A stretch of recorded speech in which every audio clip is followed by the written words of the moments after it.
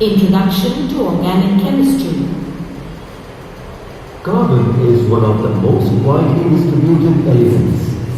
It is present in living things like plants, animals, and human beings. It is interesting to note that carbon is present in food items such as sugar, cereals, pulses, etc. It is also present in paper, plastic, wood, petrol, and many other things. Carbon is present in nature both in the free state and in the combined state. It is found in the free state as graphite and diamond. In air, it occurs in combination with oxygen as carbon dioxide. Although carbon dioxide is only 0.03% by volume in air, it plays an important role in the food cycle through the process of photosynthesis. Carbon is also found in fuels like biogas, petroleum, marsh gas, and coal. Carbon compounds are so widely distributed that the study of carbon and its compounds forms a separate stream in chemistry called organic chemistry. Thus, the compounds containing carbon are called organic compounds. Apart from carbon, most of the organic compounds contain hydrogen, oxygen, and other elements. Earlier, it was believed that the vital force present in living organisms could produce organic compounds. This came to be known as the vital force theory. As a result, no attempts were made to synthesize organic compounds in the laboratory till Friedrich Wöhler in 1828 synthesized urea, an organic compound, from ammonium cyanate in the laboratory. This experiment disproved the vital force theory. Since then, many organic compounds have been discovered naturally as well as synthesized artificially. Let's do a quick check.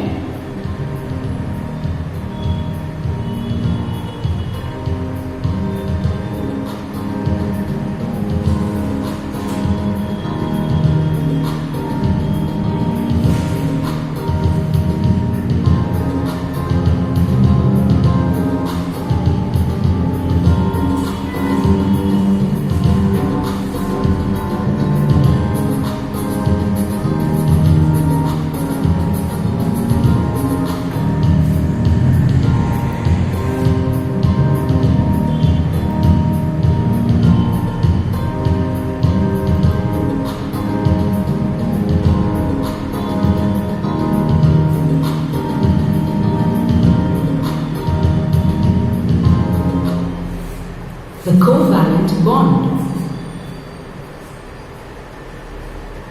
Bonds formed by sharing of electrons are known as covalent bonds. The atomic number of carbon is 6 and its electronic configuration is 2, 4. A carbon atom has 2 electrons in the first orbit and 4 electrons in the outermost orbit. It can gain or lose 4 electrons to attain the configuration of the nearest noble gas. If it were to gain 4 electrons to form C4- anion, it would be difficult for the 6 protons in its nucleus to hold on to the 10 electrons. Similarly, if in order to lose 4 electrons to give C4+ cation, it would require a large amount of energy. These problems are overcome by sharing of electrons to form covalent bonds. Let us understand this with the help of a few examples. Oxygen and nitrogen are also covalent molecules. How is an oxygen molecule formed? An oxygen molecule is formed by the combination of 2 oxygen atoms. The atomic number of oxygen is 8. The electronic configuration is 2, 6. An oxygen atom requires 2 electrons to complete its octet. If 2 oxygen atoms are brought closer, 2 electrons from each oxygen atom are shared between the 2 oxygen atoms. Thus, the octet of both the oxygen atoms is completed. As there are 2 pairs of electrons that are shared between them, the covalent bond formed is a double bond. Oxygen molecule is represented as O double bond O. Oxygen molecule can also be represented by an electron dot and cross structure. How is a nitrogen molecule formed? Nitrogen molecule is formed by the combination of 2 nitrogen atoms. The atomic number of nitrogen atom is 7 and its electronic configuration is 2, 5. A nitrogen atom requires 3 electrons to complete its octet. If 2 nitrogen atoms are brought closer, 3 electrons from each nitrogen atom are shared between the 2 nitrogen atoms.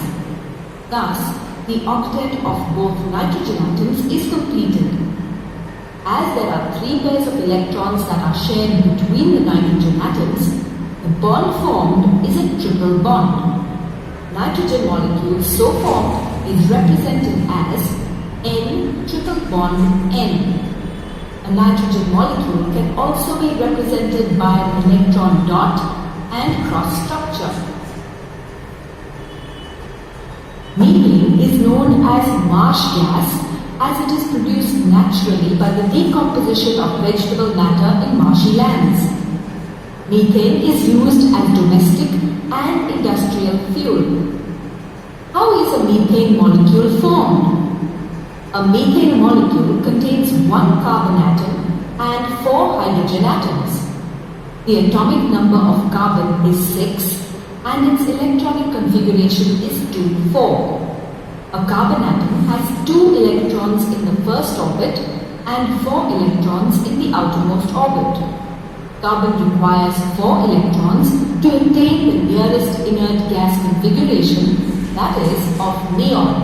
Hence, carbon is tetravalent.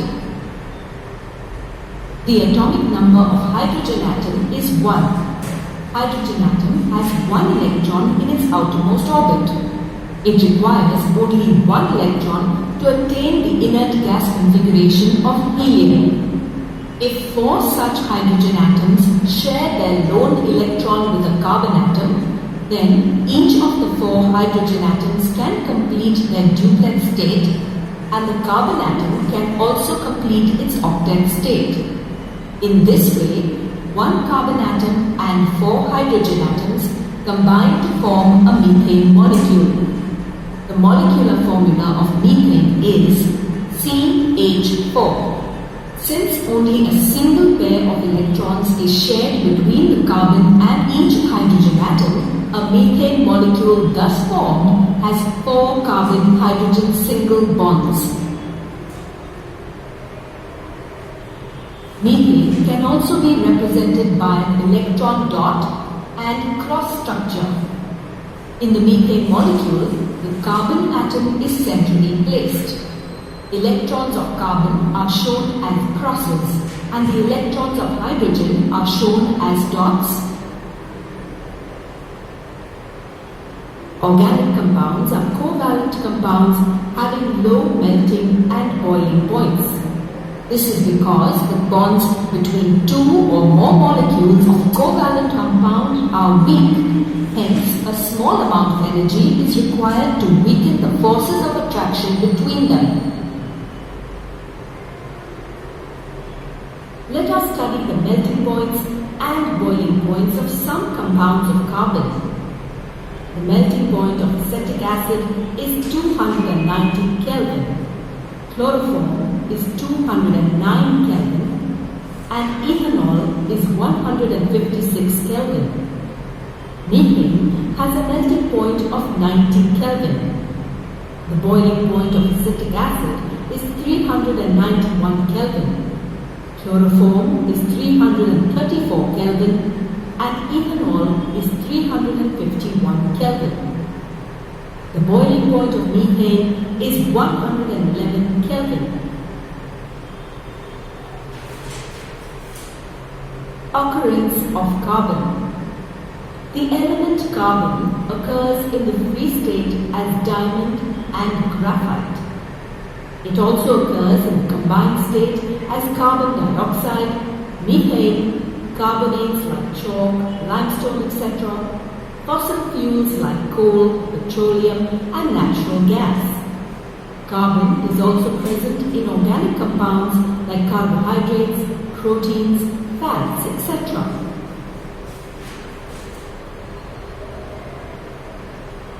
Diamond and graphite are allotropes of carbon. What are allotropes of an element? Allotropes of an element have different physical forms but the same chemical properties. How are diamond and graphite different from each other?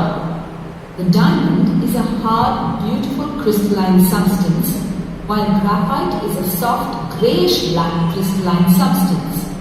Each carbon atom in diamond is linked to 4 other carbon atoms held at the corners of a regular tetrahedron by strong covalent bonds.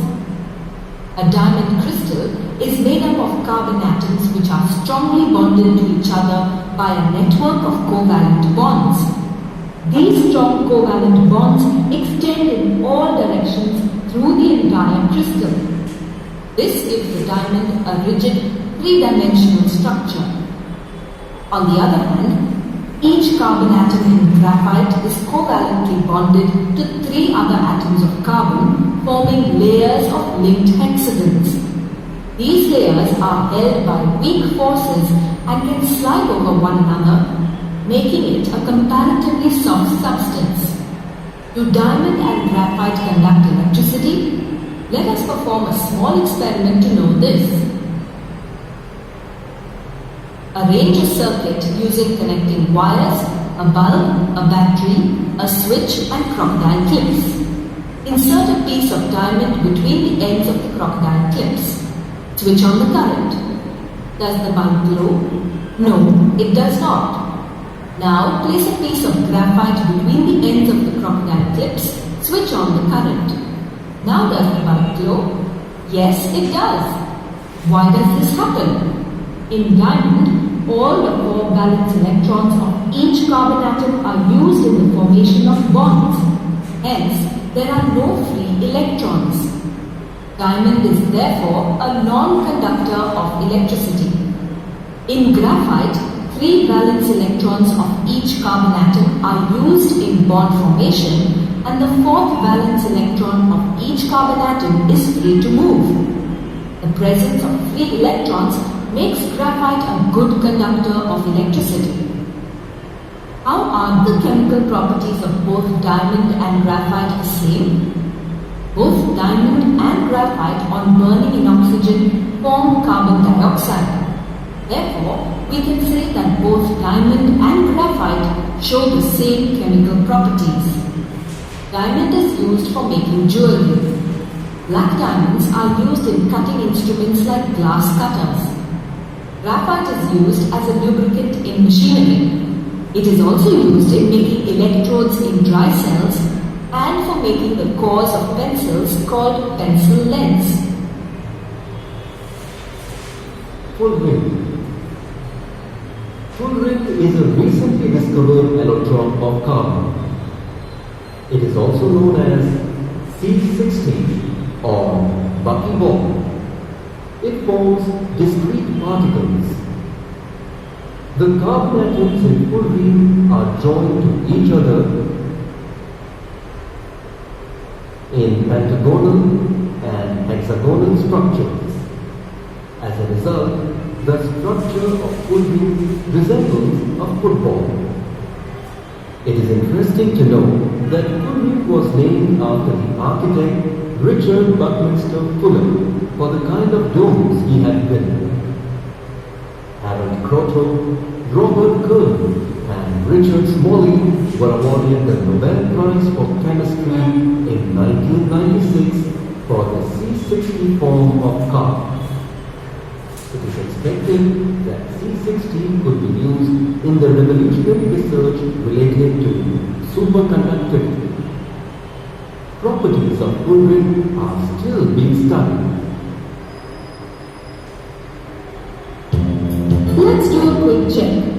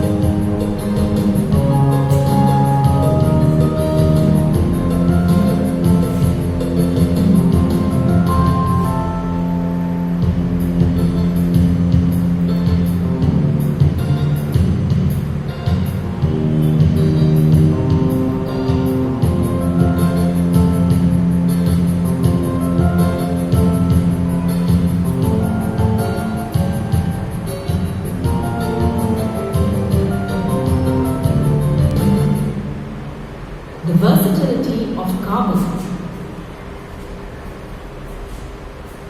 Have you ever wondered why carbon atoms can form so many organic compounds? This is because of the unique properties exhibited by carbon. Let us see some of them. Catenation.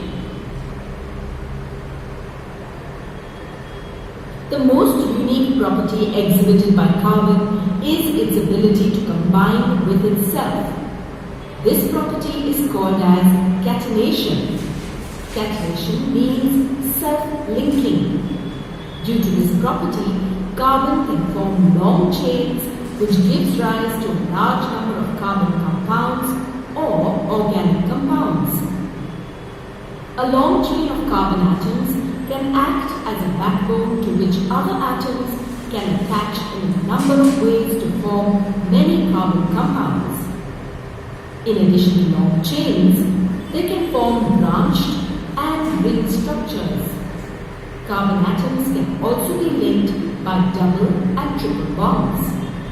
Compounds consisting of only single bonds are called saturated compounds, while those consisting of multiple bonds are called unsaturated compounds. There are many other elements which have the ability to form long-chained compounds. Silicon is another element which exhibits catenation. Silicon forms compounds with hydrogen which have chains of up to 8 atoms. But these compounds are unstable and reactive. On the other hand, the carbon-carbon linkage is stable, and hence we see a large number of long-chain carbon compounds. Tetravalency. The valency of carbon is 4. That is, it is tetravalent. This makes carbon capable of forming bonds with 4 other monovalent atoms. The bonding atoms may be carbon atoms or atoms like hydrogen, oxygen, nitrogen, sulfur, phosphorus, chlorine, and many more atoms. This results in the formation of a wide range of compounds. The reason for the formation of a wide range of compounds is also the small size of carbon atom. Due to the small size, the nucleus can hold the shared pair of electrons more strongly. Thus, the bonds formed are exceptionally strong and the compounds formed are stable. Let's do a quick check.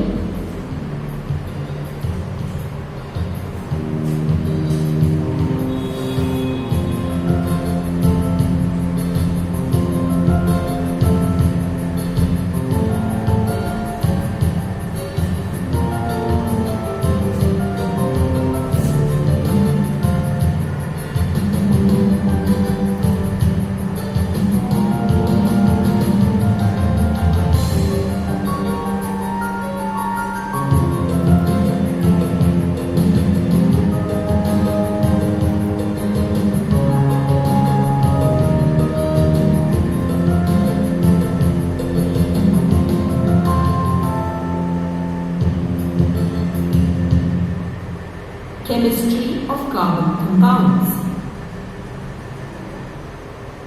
Saturated and unsaturated hydrocarbons. Compounds made up of hydrogen and carbon only are called hydrocarbons. Hydrocarbons in which the carbon atoms are linked to each other only by single bonds are called saturated hydrocarbons. Saturated hydrocarbons are also called alkanes. The general molecular formula for an alkane is CnH2n plus 2, where N is the number of carbon atoms. If an alkane has one carbon atom in its molecule, then the value of N is 1 and its molecular formula is CH4. This is the molecular formula for methane. If an alkane has 2 carbon atoms in its molecule, then the value of N is 2 and its molecular formula is C2H6. This is the molecular formula for ethane. Since only a single pair of electrons is shared between the carbon and hydrogen atoms, alkanes consist of carbon-hydrogen single bonds. Hydrocarbons in which the carbon atoms are linked to each other by double or triple bonds are called as unsaturated hydrocarbons. Hydrocarbons with carbon-carbon double bonds are called alkenes. The general molecular formula for an alkene is CnH2n. If an alkene has 2 carbon atoms in its molecule, then the value of N is 2 and its molecular formula is C2H4, which is ethene. 2 hydrogen atoms are bonded to each carbon atom. The valencies of each of the carbon atoms is satisfied only if there is a double bond between the carbon atoms. Hence, ethene is written as CH2 double bond CH2. If an alkene has 3 carbon atoms in its molecule, then the value of N is 3 and its molecular formula is C3H6, which is the molecular formula for the hydrocarbon propene. Propene is written as CH3 single bond CH double bond CH2. Propene can also be written as CH2 double bond CH single bond CH3. Hydrocarbons with carbon-carbon triple bonds are called alkynes. The general formula for an alkyne is CnH2n minus 2. If an alkyne has 2 carbon atoms in its molecule, then the value of N is 2 and its molecular formula is C2H2. This is the molecular formula for ethyne. Ethyne is written as HC triple bond CH. If an alkyne has 3 carbon atoms in its molecule, then the value of N is 3 and its molecular formula is C3H4, which is the molecular formula for propyne. Propyne is written as CH3 single bond C triple bond C single bond H. Propyne can also be written as H single bond C triple bond C single bond CH3. Chains, branches and rings. Straight chains. The general formula of alkanes is CnH2n plus 2, where N is the number of carbon atoms. If we know the value of N, that is the number of carbon atoms, then we can determine the molecular formula and the structural formula of the alkane. Methane is the simplest hydrocarbon.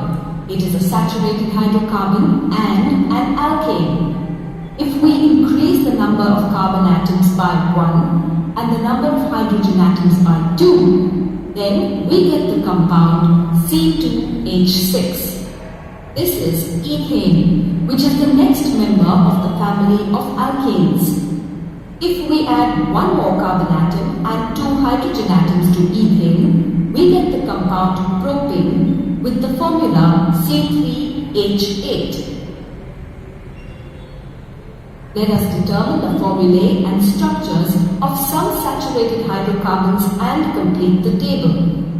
If N is equal to 1, the number of carbon atoms is also 1. The compound is methane, and the formula of the compound will be C1H2 multiplied by 1 plus 2.